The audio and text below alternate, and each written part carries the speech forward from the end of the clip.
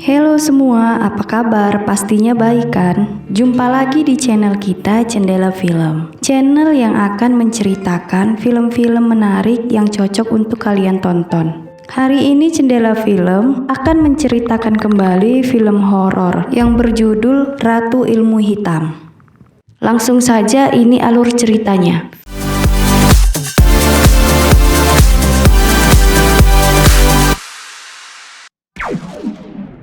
Di awal film kita dilihatkan ada sebuah keluarga yang sedang berada di dalam mobil. Mereka berkunjung ke sebuah panti asuhan yang dulu pernah membesarkan ayah mereka. Ayah mereka bernama Hanif.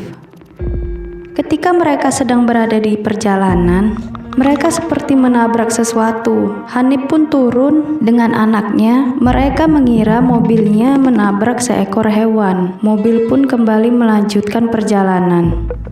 Setelah mereka sampai di panti asuhan, terlihat ada mobil yang datang. Mobil itu adalah kedua teman Hanif yang dulu berasal dari panti itu juga. Temannya bernama Jepri dan Anton. Panti itu memiliki penjaga yang bernama Maman dan istrinya Siti, dan kedua anak panti yang bernama Hasbi dan Rani. Anak panti yang lain sedang pergi ke sekolah menaiki bus. Setelah mereka saling bersalaman dan memperkenalkan diri, mereka masuk ke dalam panti. Sandi, Dina, dan Haki pun saling berkenalan dengan Hasbi dan Rani. Hasbi dan Rani melihat kamar mereka untuk beristirahat. Haki menunjukkan salah satu kamar, yang kamar itu adalah milik Ibu Mira, pengurus panti dulu, namun orangnya sudah meninggal dunia. Setelah itu mereka semua kembali berkumpul di kamar pemilik panti yang sudah sakit keras. Anak-anak mereka melihat foto-foto waktu ayah mereka masih kecil. Di lemari, Haki melihat foto di album yang semuanya terbalik, dan itu ternyata foto Ibu Mira. Haki seperti tahu semua cerita dan kisah yang ada di panti itu, karena sebelumnya Rina sudah menceritakannya. Ibu Haki pun mengajak semua orang untuk makan. Hanif dan Jepri mengeluarkan makanan yang ada di dalam mobil.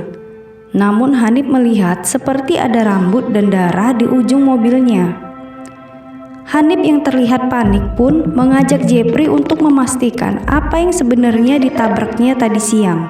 Jepri pun terkejut saat dia melihat ada anak kecil di samping parit itu. Ternyata yang ditabrak Hanif bukanlah seekor hewan, melainkan anak kecil yang sedang menyeberang. Hanif melihat seperti ada bus di rawa-rawa. Hanif masuk ke dalam bus itu, diikuti oleh Jepri. Mereka berdua sangat terkejut saat mereka melihat satu bus anak panti yang meninggal di dalam bus itu. Jepri dan Hanif ketakutan. Mereka mencoba menghubungi seseorang agar bisa menolong para korban itu, namun tidak ada sinyal. Nadia pun mencoba menghubungi suaminya menggunakan telepon panti, namun telepon panti sudah lama rusak. Tiba saatnya semua yang berkunjung ke panti itu makan malam. Setelah mereka semua selesai makan, Siti dan Maman kembali membersihkan piring-piring kotor itu. Haki pun berusaha ingin membantu, tetapi Maman melarangnya. Bantuin kaum tante. Gak usah. Setelah Haki banyak bertanya, Haki berkata kalau Maman ganteng dan Siti cantik, membuat Siti tersenyum malu-malu. Rani mengajak Haki untuk menonton video yang dulu pernah ada di panti. Haki melihat wanita yang bernama Bu Mira. Rani langsung mematikan video itu. Anton yang curiga saat melihat Jepri dan Hanif langsung bertanya ada apa sebenarnya. Mereka berdua menceritakan semua kepada Anton. Anton pun langsung pergi untuk memastikan tempat yang dikatakan Jepri dan Hanif tadi. Namun ketika Anton sudah berada di dalam bus itu, semua mayat kembali hidup semua. Pintu bus itu tertutup dan tidak bisa dibuka. Anton yang ada di dalam bus itu semakin ketakutan saat dia melihat ada sosok perempuan yang sangat menakutkan. Anton memijak seperti telur yang ada di bus itu.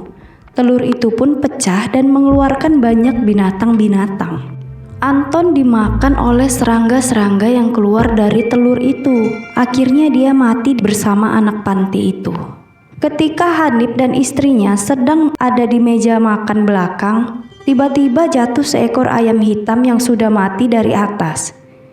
Jeffrey yang terlihat ribut dengan istrinya membuat istrinya keluar dari kamar dan bertingkah laku sangat aneh.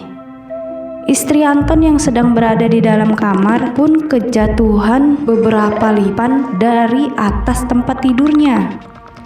Setelah itu, lipan tersebut masuk ke dalam mulutnya. Jeffrey yang mencari istrinya keluar, melihat istrinya sudah berlumuran darah. Ketika istrinya sadar, dia jatuh pingsan.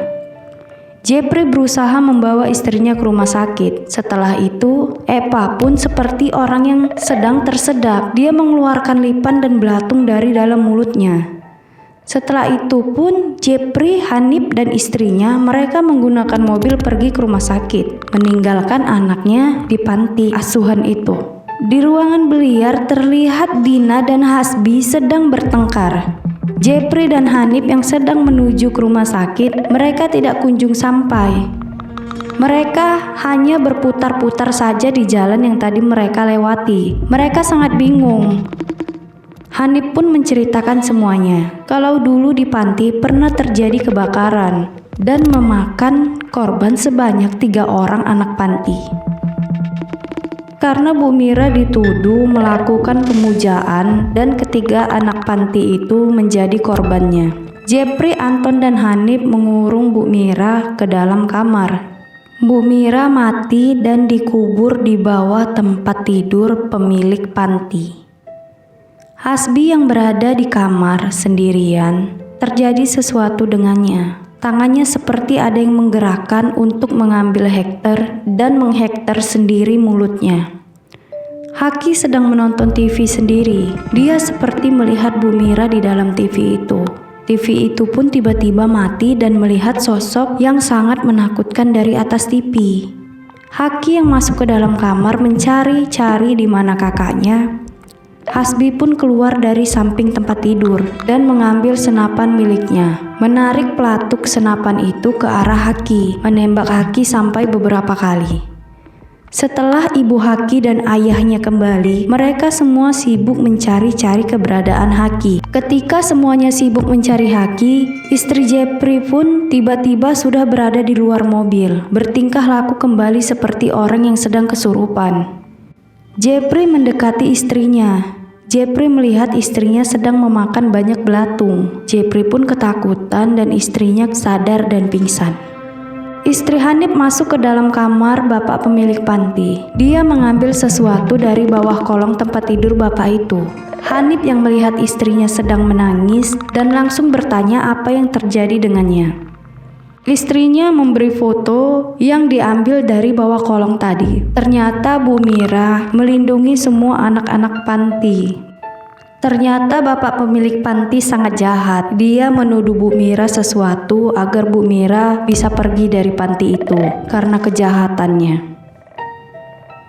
Siti yang disalahkan, akhirnya dia berterus terang menceritakan semuanya. Kalau Siti dan Maman bertahan di panti itu karena ingin melindungi anak-anak panti yang masih ada. Setelah itu, salah satu korban dari bis panti yang kecelakaan menceritakan yang terjadi di bis itu. Ternyata bis yang mereka tumpangi kehilangan kendali saat di perjalanan. Tiba-tiba ada sosok wanita yang masuk ke dalam bis itu, membuat anak-anak yang berada di dalam bis itu kesurupan, membenturkan kepalanya ke kursi sampai pecah. Anak itu pun berlari keluar arah jalan. Ternyata anak itu yang ditabrak oleh Hanif dan keluarganya siang tadi. Hanif yang sangat emosi ingin membunuh kepala panti itu, namun dihalangi istrinya. Setelah itu Hanif melihat foto Bu Mira dan Murni. Ternyata Murni yang melakukannya. Mereka semua keluar panti itu dan akan pulang ke rumah. Namun di atas mobil terlihat Eva yang sedang kesurupan mengatakan sesuatu. Eva pun sadar dan kembali lagi kesurupan, membenturkan kepalanya ke kaca mobil dan kembali pingsan. Hanif yang sangat lelah dengan semua kejadian ini berteriak-teriak sambil memanggil nama Murni. Stop! Murni, stop! Tiba-tiba sosok wanita terbang dan turun di hadapan Hanif. Hanif tidak bisa bergerak. Ketika istrinya akan menolongnya, istrinya pun dipukul dari belakang oleh Rani. Ternyata selama ini Rani mendukung Murni.